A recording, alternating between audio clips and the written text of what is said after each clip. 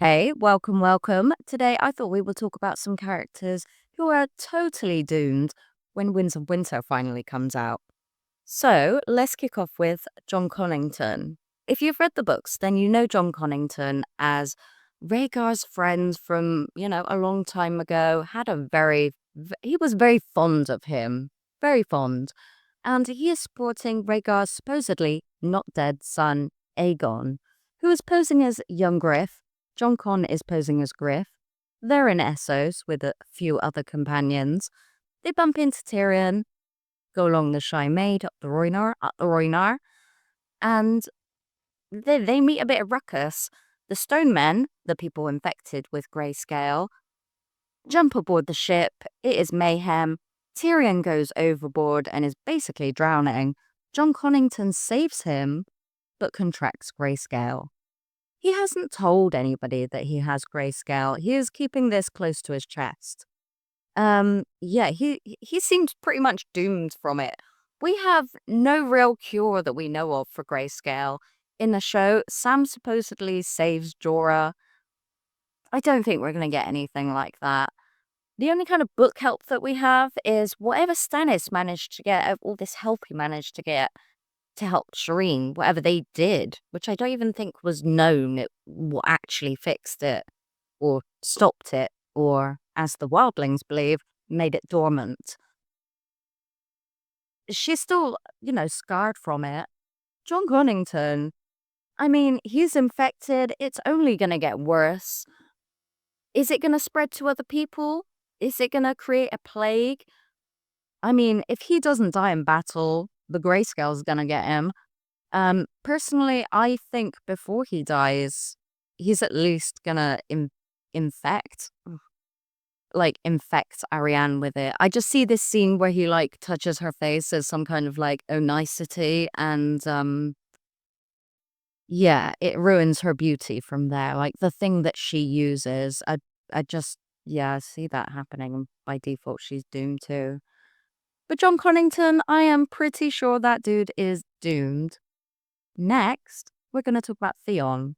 So, Theon Greyjoy, when we last see him, he is jumping over the walls of Winterfell with Jane Paul trying to escape from Ramsay. When we see him next in the Winter sample chapter that we have from him, he has reached Stannis' camp.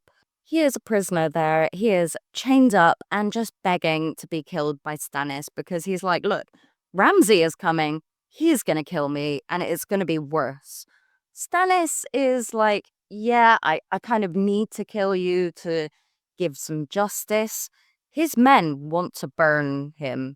They want Theon burned because, well, one, it's cold. Two, sacrifice. Asha, who is there, is arguing to have Theon beheaded or executed in front of a tree in the northern style. Either way, it looks pretty bad for Theon. I mean, everybody wants to kill him. He's accepted that.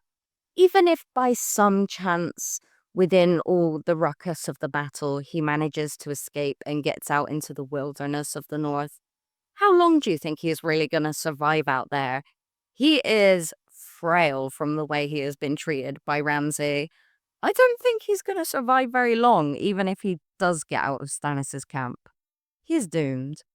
So, next on my little list, who we're going to talk about, Aeron. Oh my gosh, Aeron, the damp hair. Another Greyjoy. Oh, we've got a bit of a Greyjoy theme going on. Doesn't look good for them. Aeron, last we saw him, was, not agreeing with Euron taking, control after the King's Moot. No godless man will sit in the sea stone chair, all that.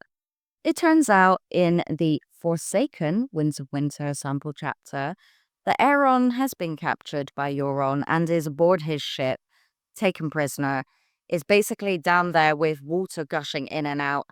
He's chained up. He has got wounds that are no doubt getting infected. I mean, that alone is going to kill him.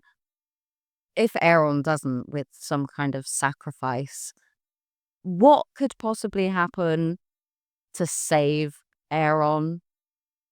I don't know. The outlook for him looks extremely bleak. if he's not sacrificed, he's going to die one way or another, drowning. Even if he gets off of the ship, infection. Poor Aeron, he is doomed too. Another Greyjoy-related one. Not Vicarion, because I'm not sure on him just yet, although knowing his luck, he's probably doomed as well. But yeah, the people that he is going to get to blow this horn that he has. So back to Euron's story, you remember at the King's Moot, he made a guy blow this horn that he found. The guy they got to blow that horn, he died.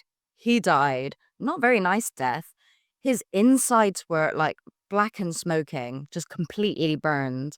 His tattoos that were on, obviously on the outside of his skin, they were burning. Like, oh my God. Vicarion has a boy, a brute, and a bastard's bastard to blow this horn. If they blow it once each, will they survive? I really don't think so. And even if they do, they're going into battle, essentially. And the chaos in Marine with what is happening there with, the armies surrounding it, another army heading out, it's going to be mayhem. I'm pretty sure they're going to die from the horn, but yeah. I think they're doomed. The last character, are we on the last one? Yeah, the last one I want to talk about today is Walder Fry. If age don't get him, somebody in his family will.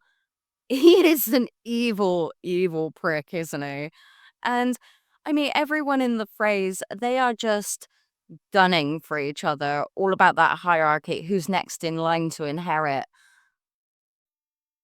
Walder Fry, I bet he is constantly watching his back. But he is very old.